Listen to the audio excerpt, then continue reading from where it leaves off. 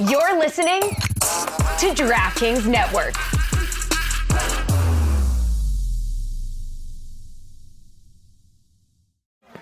Yeah, sure thing. Hey, you sold that car yet? Yeah, sold it to Carvana. Oh, I thought you were selling to that guy. The guy who wanted to pay me in foreign currency, no interest, over 36 months? Yeah, no. Carvana gave me an offer in minutes, picked it up, and paid me on the spot. It was so convenient. Just like that. Yeah? No hassle. None. That is super convenient. Sell your car to Carvana and swap hassle for convenience. Pickup fees may apply. What is Dax, are you? Tracking all our cars on Carvana Value Tracker on all our devices? Yes, Kristen, yes I am. Well, I've been looking for my phone for... In Dax's domain, we see all. So we always know what our cars are worth. All of them? All of them. Value surge, trucks up 3.9%. That's a great offer. I know. Sell? Sell. Track your car's value with Carvana Value Tracker today. Shadow Show. Shadow Show. Shadow Show. Shadow Show. Shadow Show. Shadow Show. Shadow Show. Shadow Show. Shadow Show. Shadow Show. Shadow Show. Shadowing it. Shadowing it. Greg, this is probably something that I should be doing off air in private leadership meetings, but I haven't asked anybody who works here how they think Chris Cote, your son, has been doing in the executive producer job. I'd like to do that now because of something that just happened that made me like sort of shake with how different the leadership is around here now that he's been asserting his role. How do you guys feel, Roy, about how Chris Cote is doing being in charge, trying to grow into the role of Meadowlark executive?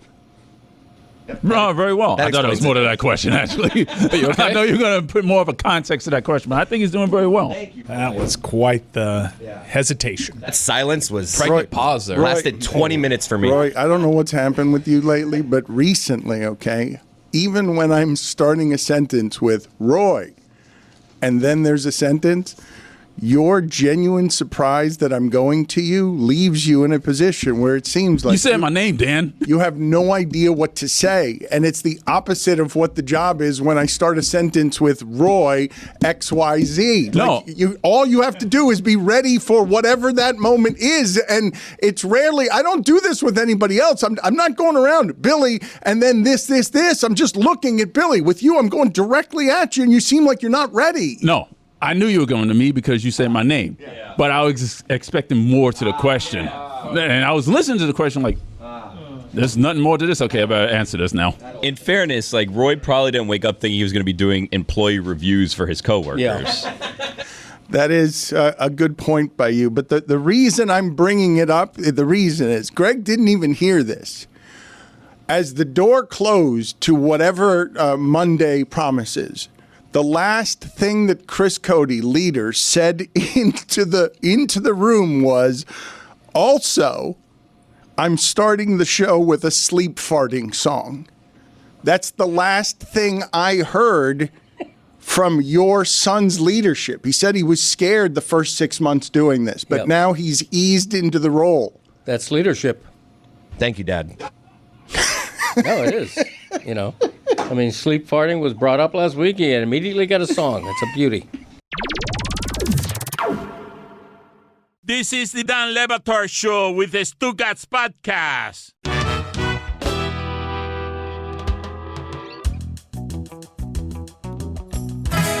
There have been some bad days for your wife, huh? Yes, agreed. I've learned recently that I'm a sleep farter. I didn't know that because I'm a sleep farter. He does a good job of eating for his blood type. He loves cheese fries, but he can't have them now. He's got a good wife stuck in his Dutch oven. He's got them bad boys ripping all night. Dennis sleep farting, sleep farting, sleep farting. Yeah, he sleep farting, sleep farting.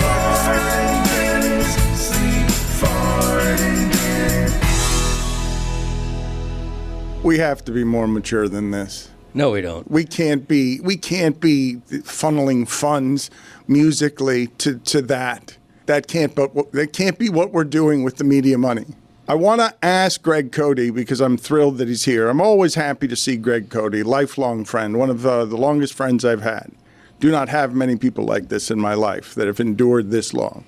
He is a longtime journalist hanging on to the end of newspapers and the end of his longtime career, one of the longest in the history of the market. Why are you laughing? Just, the whole idea of me hanging on, by my fingernails. I'm over a ledge, but I'm clawing to keep from falling. Okay, so tell me how I have it wrong, because I want to have a media conversation with you as the media continues to change. And Ben Reiter is over here for CBS saying Giannis Antetokounmpo is interested in the Miami Heat and watching the Miami Heat situation. And over here, Udonis Haslem is saying on television, come summertime, Kevin Durant is leaving Phoenix. Reporting is changing. Information is changing. The way that people dissect it and who they give credibility to is changing. And I saw over the weekend that Mike Ryan broke the University of Miami basketball story. And I want to talk about changing media in your time, Greg, because there are very few information brokers out there whose information you feel like you can trust. I can name them, right? They're the handful of insiders where you're like, yeah, okay, I can believe that. But I don't know what to believe anymore. Is Ben Reiter credible? Because he is to me. Yeah, he's been around for several years. I know, but what are the measurements? If we're discrediting so much media, we're doing it larger outside of sports. But you assume Udonis Haslem knows what he's talking about if he goes on First Take and tells you Kevin Durant is out. He's not Kendrick Perkins. He's not opining to get clicks. Yeah, I mean, you could look at the outside and say he might be. He's got his own content venture. He's never really broken stuff. Unlike Kendrick Perkins, there really isn't a resume that you can hold up his credibility. Ben Reiter has a certain credibility. I think you have to take all of that stuff into account. It's dicey, though, in today's day and age of aggregation where your name won't go on a tile half the time. So, Greg, Mike Ryan has now been breaking stories in sports, Messi to Miami, and he's inside the University of Miami machine. And he's got a venture where he's an owner. So, like, there's business being done here. He also is a booster for the schools and doesn't have any journalism rules that he feels like he needs to be applying, right? Oh, I do. When it's I like to correct people when they say I'm a journalist. No, I'm a media member. It's different. I don't necessarily have to adhere to the same type of rules because I'm a booster and I wear that conflict on my sleeve proudly. I will say, though, like, while I had something to do with the overall reporting of this story, this was reported by Peter Ariz from CanesInsight. He was on this beat for several weeks saying that it was trending towards hiring Jay Lucas from Duke. When it came to the actual reporting of this, CanesInsight followed every single journalistic protocol, went over and above, because there's sensitivities here with this specific hiring. Look, Duke and Miami still play this season. We're not to the ACC tournament yet. It's not often that you see this type of announcement when the other coach is on a staff that actually has title aspirations. So there's some sensitivities here, and we were well aware of that. It became apparently clear that this story was going to get reported. We had already sat on it for quite some time. This was non-invasive. We made sure that all the parties knew that this story was coming out when it was. The reason that I bring all of this up, okay, it's inside the weeds on how you get your information, where you get your information. But before the show today, I heard the name Gary Ferman. The bag? No, Billy, that's not helpful. It's not Gary the Bag. You know who the bag is. Don't pretend like you don't know who the bag is. I don't know who Gary Ferman is. No, you don't know. You don't know who Gary Ferman is, and I'm about to tell you who Gary Ferman is. Okay, please find a photo of Gary Ferman for me. Gary Ferman comes from the golden age of the Miami Herald sports section. Am I wrong here when I say that Gary Ferman was one of the chief writers on a staff that would have been considered the best in America? No, you're not right.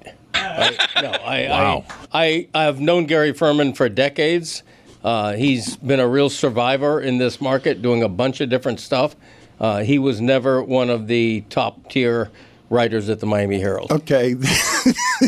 I'm just being honest. And if Gary were right here, he would agree with me. Okay. But you were. Yeah, forgive me. Still All right. am. Let me Still continue to be. Of course, the staff is only like 7 people now, but still, I'm the king of a small kingdom. Are you writing your own headlines? Yes.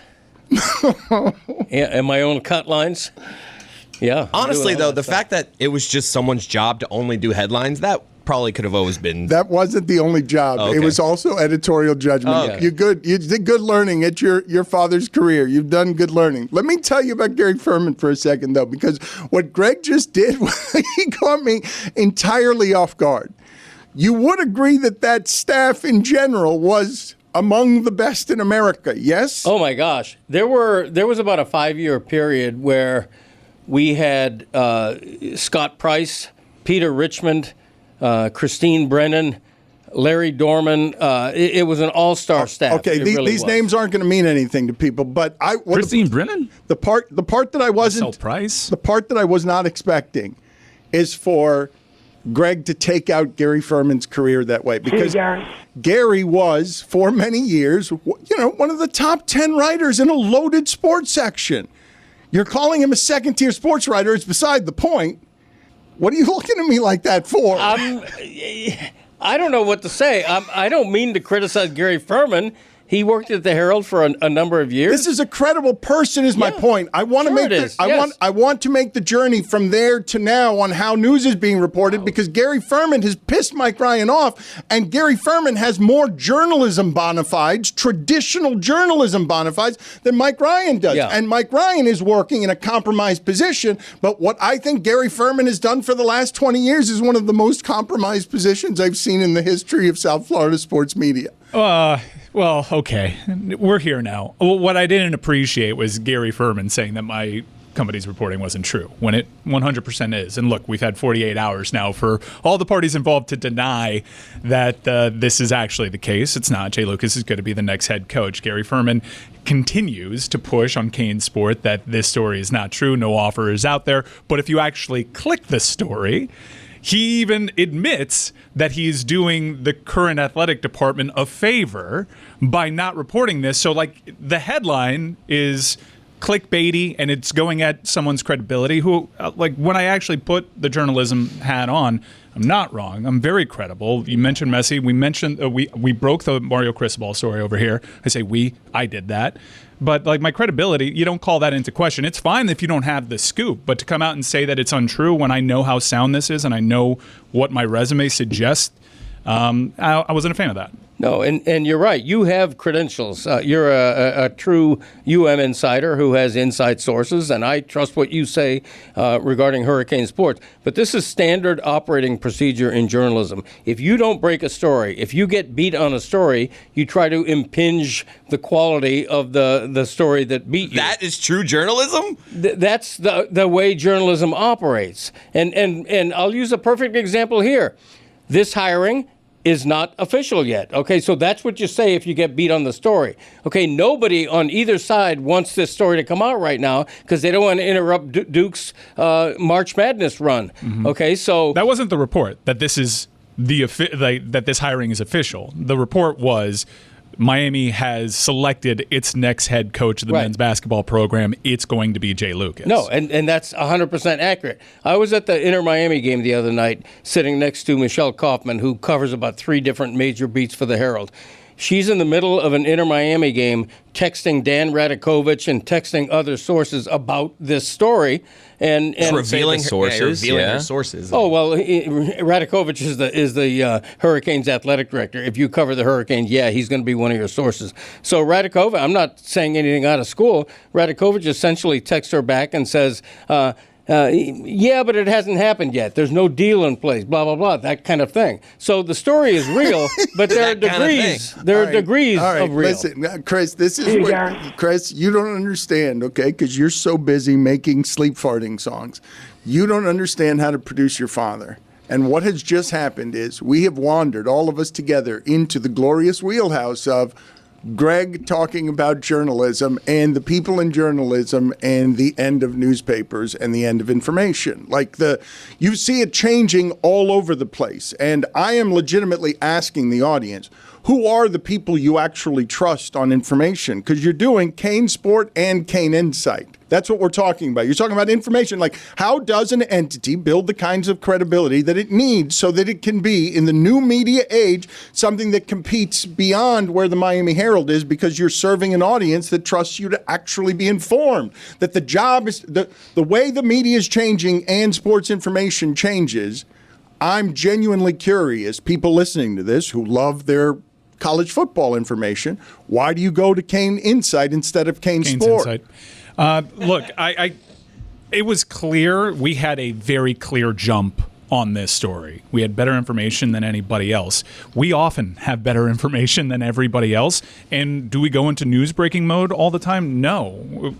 Our approach is, let's really build our company on how plugged in we are. Sometimes it's not totally advantageous for us to be breaking news because we maintain our relationships. This became pretty evident to us, and I understand where Dane Radakovich is coming from, because it's a little complicated if this gets out. It was going to come out. So, do you want some slapdick to report it?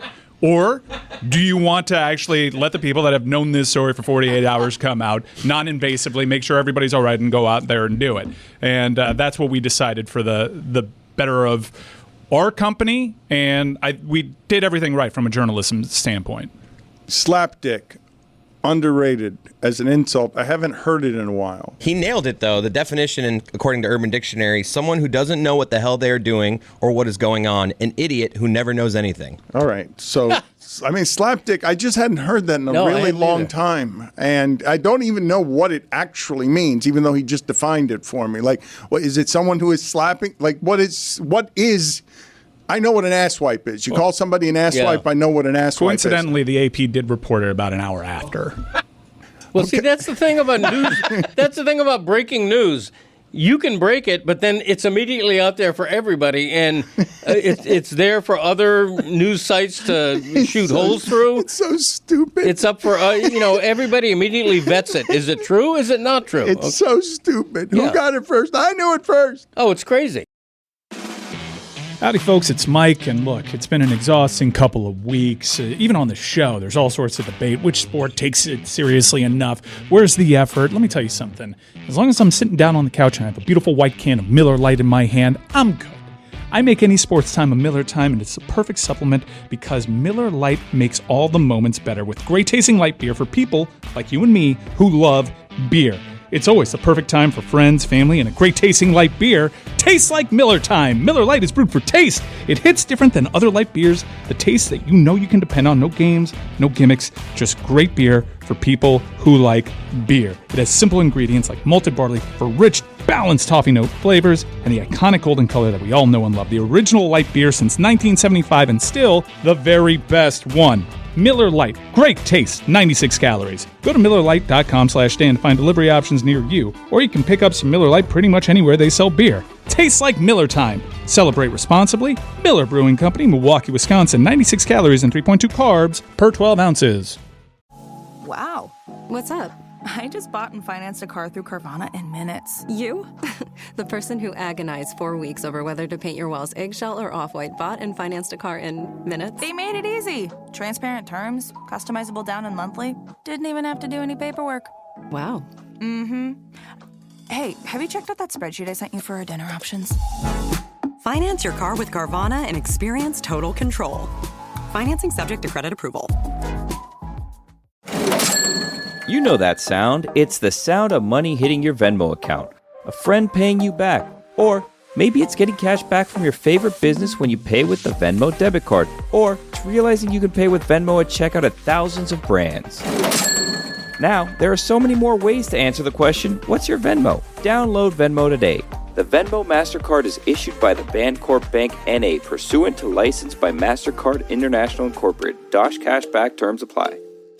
Don Le Batard. What do I got here? I got a Magnum condom. We won't get that out. That's shocking. Stugotz. Here's a picture of Christopher when he was like 3 years old. Right next to the condo. Yeah. As a subtle reminder. Never forget. This is the Dan Le Batard Show with the Stugotz.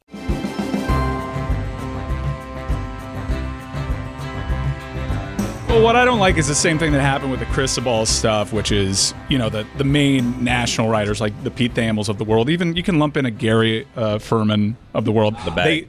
We confirm this on multiple fronts, and they just go to the athletic department and say, "Hey, is this true?" And you'll get an answer which is like, "Yeah, kind of, but the timing's not right. It's not official yet," and they'll just run with that as opposed to, as first reported by CanesInsight, because now we're 48 hours into this thing. Nobody's denied this. This is the case. The reporting is sound. This hasn't been confirmed yet.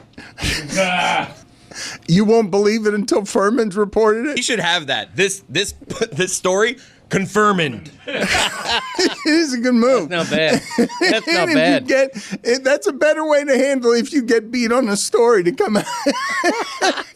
George, look, there's another lane here. You don't have to be the first one. You could just come back, and then if you've confirmed it, then that story is solid. Because you saying the Associated Press then reported it an hour later. So it's basically just a bunch of people whispering in the information game, just whispering to each other. How do we do this? You want to do this correctly? I know it before you know it. Everyone, are we going to hold this? You don't want to hurt the program.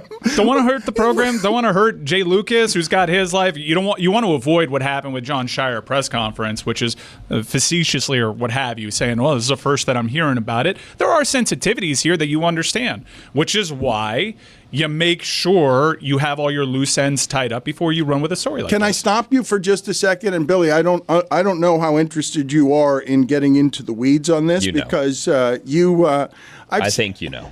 You have this weekend. You again did something silently in the shadows because you do your journalism a little more quietly at FIU, and so I want to get into some of what you did quietly. Your last three events, you've gone with. I thought you meant the news I broke. Very little fanfare. You don't even know because it was quiet news breaking. Yes, we'll get to it. FIU. Tony described as dry. It was super dry. Like ChatGPT wrote that tweet. Like Jesus Christ. We've got put some salsa. Put some sazon. It's a dangerous game that I was playing because I was expecting a talking to when I got there. It's hard to break some news about someone that you're then going to go do a service for later in the day, you know? Well, this is why I want to talk about the navigation of Which this. they didn't tell me. So everyone knew but me. The check cleared, though, right? I don't think so. That's not again the silence. That's I not don't think really. I've gotten paid. That's not really the journalism standard. Did the check clear? Is not the way some of this stuff. For the game, for the game. Supposed to be done. But when you're navigating compromises, you guys do understand the difference in how we're doing all of this. When it sounded like Mike has carved out a position for himself where he can say, "I have to do what's best for the program," and that's not compromised. Because he's only going to give you the information. He's going to have better information, but he's also going to serve in protection of the program. When he says, I can't break that and harm the program, Greg Cote could have and would have if he had gotten it. No doubt. It is a different world. Anyone with the Herald would. Different standards. Right. And we wear the biases on our sleeve, and you can say that's not traditional media, traditional journalism, and you would be absolutely right. Don't necessarily pretend to. When we do venture out with a report, I like to think you take our credibility into account and you can parse through that stuff. But it does require more of the consumer. Greg, if I can, as someone who has watched here in South Florida locally, what was the greatest of basketball times, Jim Larinaga, I was really wrong on him. I thought he was coming down here to retire. I thought he was old when he got here. I thought, but it took him a long time. It took him. I thought he was coming to take a cushy job at the end of his career, and he resuscitated something, and then at the very end tripped over the finish line.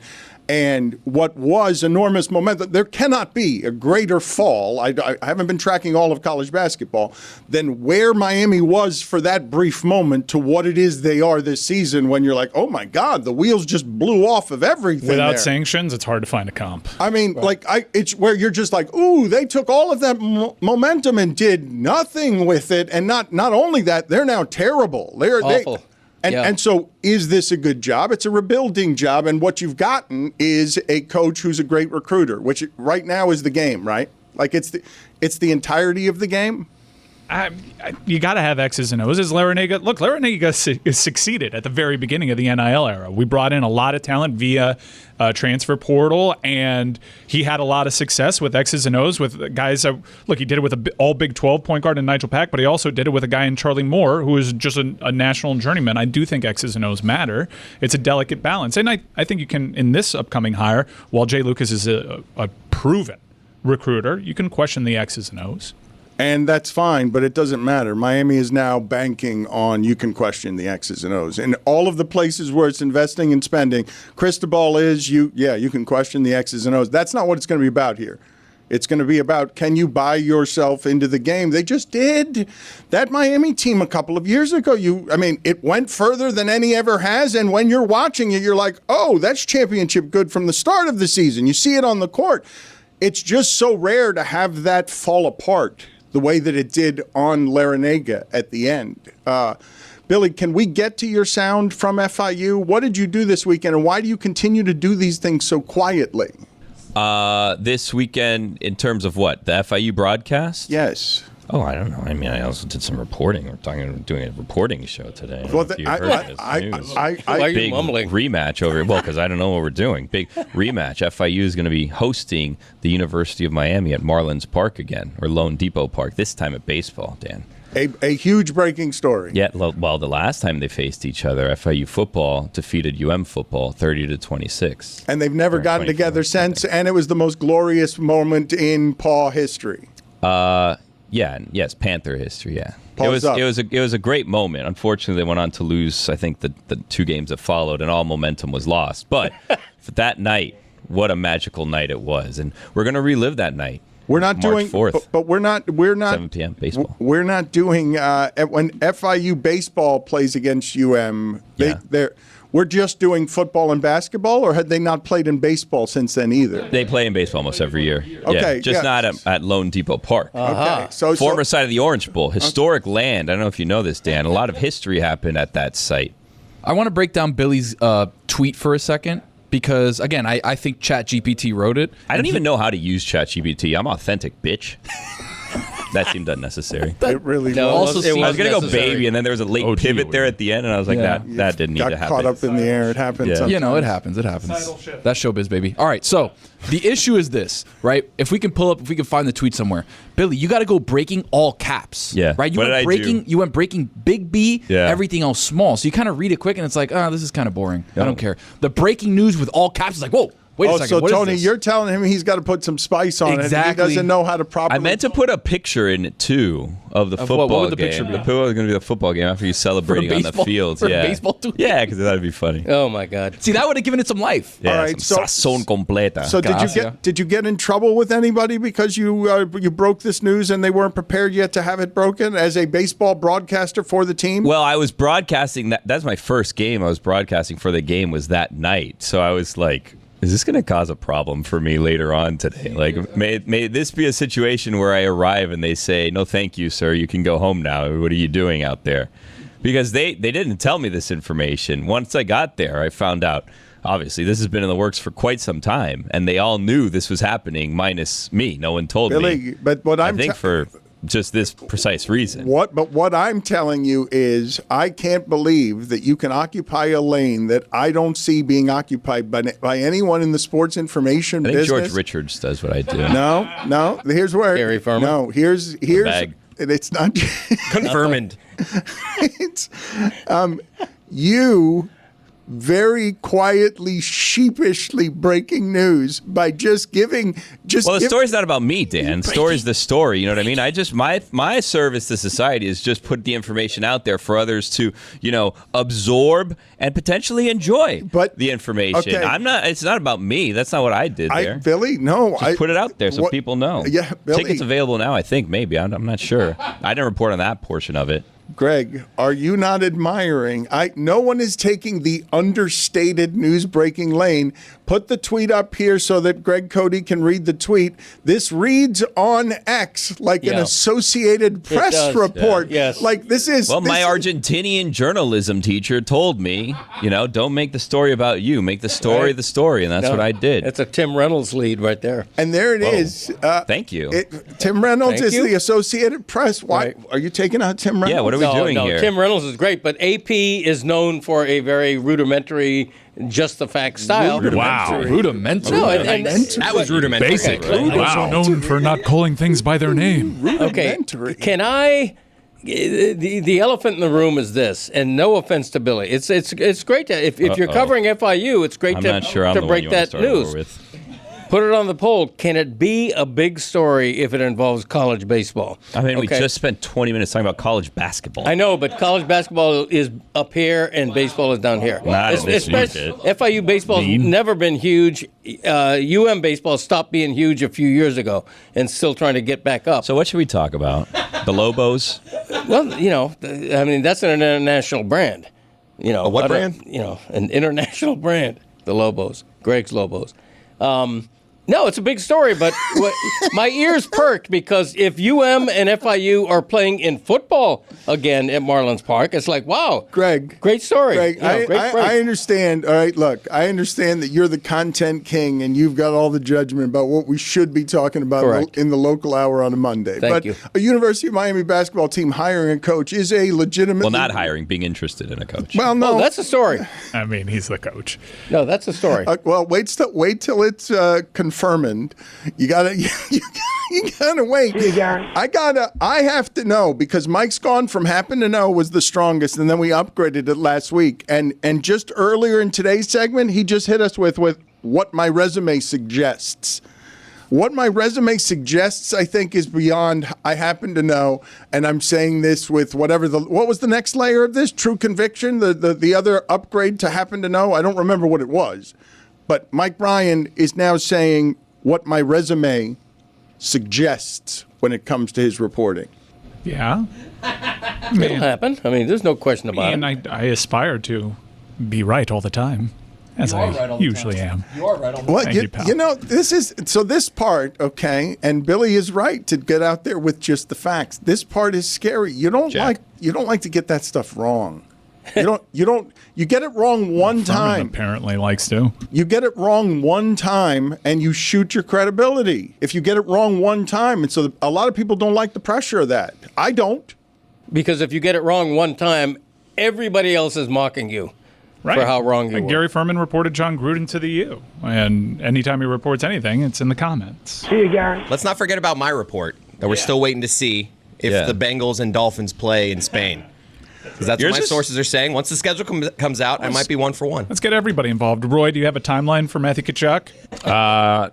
Paul Maurice says he's going to return this year, but we don't have a timeline yet. Hopefully before the playoffs. This year? Jesus. Wow. Isn't your thing the slow report? But this one is like a very rapid, fast report that you've reported well before anyone else, and it hasn't really that was me. Caught on yet. Like, there's the slow report, and then there's me. Right. When I get out there, that is a real report. What date is this game? Because no one can tell me the date of this game. I asked. It's like they don't want fans in Spain. They don't know yet. They don't know yet. No, they don't. Impossible. Isn't Confermaned just another form of the slow report?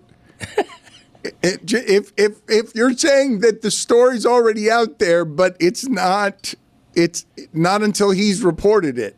And that makes Confermaned the end-all, be-all point. Are you guys alleging that Confermaned is now the new slow report? Because Greg Cote is now, I'm telling you, he has just triggered a decades-old Miami Herald feud that only like 14 people are still alive to care about. He just took out, I'm not going to say Gary Ferman's a Miami journalism legend, but he was one of the best writers on one of the best staffs. He's a legend. One of the best writers on what you say he's a legend, and he is. He's a legend, and then he's been around for a very long time. He's things. endured in this market. It's a mix. It's not. He's not a compiler. Degrees of accuracy. What did he do with the Herald? What did he write? What did he cover? Do you remember? He's not a compiler. Here's what I'll say about Gary. He's always been around. Greg. Yeah. What did he cover? Do you remember? Greg, why are you? How memorable was it for you? What did he cover? Why? You remember? Jesus. Greg, do you remember? Greg, he covered. That's my point. Greg, he covered the University of Florida. He covered a lot of college baseball. He covered the University of Miami as one of the secondary beat writers when that was one of the biggest beats in town. Yep. You're one of. Yeah, he the backed up Jim secondary. Martz for a couple of years, for sure. Foul owl on the prowl. If there's Jim more Martz, than one, my mentor. If there's more than one secondary beat writer, can you consider Edwin yourself Pope was your mentor. a secondary? Well, he's beat my writer? major mentor. Is he a Yeah, my tertiary mentor? beat writer? Major and minor If there's mentor? more than one, you can't be secondary mentor. Yeah, I can't. There can't be Tertiary? 4 secondary beat writers. Right. Gary Ferman backed up a couple of very important beats. He was an all-purpose guy. He was somebody who was top 10 on the names on the sports writers who worked for it. You took a shot at my credibility. So yes or no? Who's the Greg? best backup quarterback ever? Top 10 on the staff? On that staff. Maybe he was for a time. Trent Green. Trent Green, best backup QB ever. Don't pigeonhole me as criticizing Gary Ferman. I just think a little bit less of his career than you seem to. Gerback? Gerback. How many years did he work at the Miami Herald? I have no idea. Take a guess. I'm going to guess 10 years. Including part-time? If 10? you work I don't know. if you work 10 years at a newspaper, is that not enough to give you some credibility? No doubt. No doubt. Is Steve Young a backup quarterback, or was that always like the plan? I mean, I guess Brady was a backup. Aaron Rodgers, backup quarterback. Yeah, like it felt like they acquired Steve Young, who got off to a rocky start in Tampa Bay, to one day be the guy. So to call him like one of the great backups, like this is a guy that was drafted high. I wouldn't do that. Well, but he was the greatest backup ever. Steve Young to Joe Montana sat on the bench for a couple of years when everyone knew he was good enough to be one of the top 5 starters in the league. He is Not a backup. He would be universally considered the best quarterbacking backup that there has ever been. How would it not be Brady by your math? Yeah, You can't call him a backup. No, you can't. If you're acquiring a guy to one day replace a guy, that's not really backup. We're talking like Scott Tolzien's. No, but this and Steve Young at USFL wanted him. Like everybody, he was a can't-miss player, and it didn't even make sense that he was backing up Joe Montana. Therefore, you cannot be one of the great backups because that's not your story. Right. I get my backup when you talk about him being a backup. Nobody thinks of Steve Young as a backup quarterback. Nobody. He's in the Hall of Fame. That is correct. But when he was a backup to 2 or 3 years to Joe Montana, when Chris is bringing up Tom Brady wasn't a backup. What do you mean? He was Drew Bledsoe. No, but Tom Brady was about Aaron Rodgers. No, Thank you, that's a Billy. Steve Young. Steve Martin also. That's a Steve Young and Martin classification. We're talking about Earl Morrall. Yeah. Earl Morrall, the crew cut. Don, what's his name? Strock? Yeah, Don Strock. Don, what's his name? Yeah. Well, that's Ladies a and good job gentlemen, at it, that Tony. is the legendary expertise Tony. of Greg Cote. Gotta pick up my boy. Don, what's his name? It took me a minute. Yeah. We love Don Strock. That's okay. It's quite all right. Another FIU guy. Yeah. This took out Gary Ferman. Yeah. Why did you guys wake up today to fight with Gary Ferman? We did not take out Gary. No, my dad did. I didn't. You keep. You said, do you remember anything he wrote? Greg. True first blood. Jeff Hostetler. Greg. He was a jack of all trades on the Herald sports staff. He covered high schools. He covered this. He covered that. He covered that. I don't think if Gary Ferman's sitting right here, I'm going to insult him by saying you weren't one of the big stars on the Herald sports staff. Hostetler won a Super Bowl. Ooh, is it Nick Foles? Nick Foles. There it Rodgers. is. There it is. Nick Foles. Tom Brady doesn't count as a backup. No. Doesn't count. Nick Foles does. Steve Nick Young Foles guys? does, though. What Nick do you- Foles what Foles has a you doing? statue. Tom Brady was his rookie year, and he only threw 1 touchdown pass. You didn't know at the time that he was a special backup. Even when they won the Super Bowl, you didn't know if he could play quarterback well for them. He was just. Wouldn't that make him more of That a makes backup? him more of a backup. Your argument that Steve Young was like this big prospect, makes Yeah. him less of a backup. This is a good shout. No, it's he didn't ridiculous. have sustained excellence as a backup because he was so good as a starter. I This would- has to be a guy that was like, backup is my job and identity for a decade plus. Nick Foles. I don't understand how it is that Greg Cote doesn't think that he's taking out Gary Ferman, because I don't think that Greg knows the weight, okay, of Now his. you're making fat jokes? No, of his old. Dan. Dan. Come on, man. It's Monday morning. I don't think Greg Cote knows the weight of his old man columnist wags a finger at colleague, because he jarred me the other day when he just said of Billy Corbin, that guy's a jackass, on the air. And when he says of Gary Ferman something that sounds disrespectful to me, as a colleague who was your peer for a while. Right. And you're very my colleague. Yeah. Come on. This is as harsh as I've heard. This is as harsh as I've heard you be ever about a colleague, a fellow writer. I can't think of somebody you've ever talked about this way publicly. Okay, first of all, I'm a very honest person. When I call Billy Corbin a jackass, what I mean is he's been a jackass to me. He doesn't like me. He criticizes me all the time, and the feeling is quite mutual. In the case of Gary Ferman, the first thing I said was he has been a survivor in this market, and I give him credit for it. He's done a little bit of everything. He was the PR guy for the Honda Classic up in Palm Beach for years. Can I get 4 tickets? And so he's done a little bit of everything in this market. He's still going strong. I admire him, but I'm going to draw the line if you're trying to tell me he was one of the top star writers at the Miami Herald. He wasn't. Okay. I mean, he was a starter on a loaded team. Okay, he's like a middle relief guy. I mean, he's being disrespectful. I don't think so. I nice. think look, you spoke for yourself there eloquently. Yeah. Thank you. I am not crossed on your message. Where do you put yourself on that staff? Like on the rankings, since you've clearly done this, you've got tiers of how good these people are. Yeah, you named tiers of a clown. Smokey.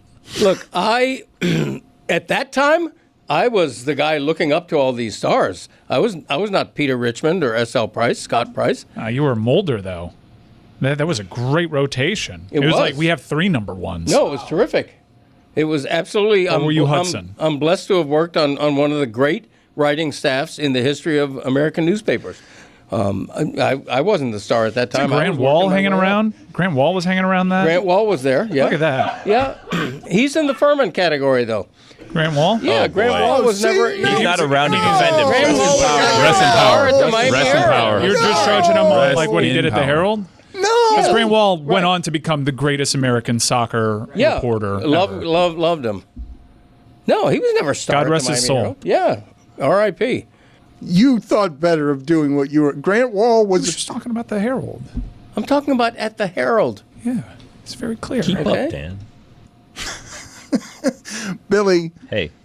Bring back understated news gathering.